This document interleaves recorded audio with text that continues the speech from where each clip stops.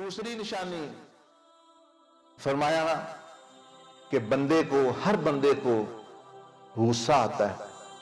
کوئی بھی ایسا نہیں جس کو غصہ نہیں آتا. نبی علیہ السلام کو خود غصہ آتا، یہاں تک کہ آپ کے چہرہ مبارک سرخ ہو جاتا. غصہ تو ایک طاقت ہے.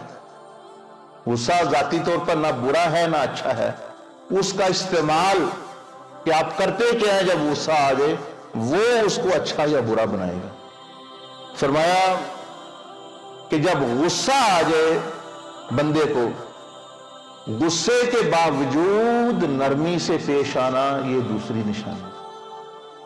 اب یہ اسی شخص میں ہو سکے، ہے نمازی ہے، انہیں سلام پھیر کے دو تھپڑ جا مارے دوسرے میں، کیا فائدہ؟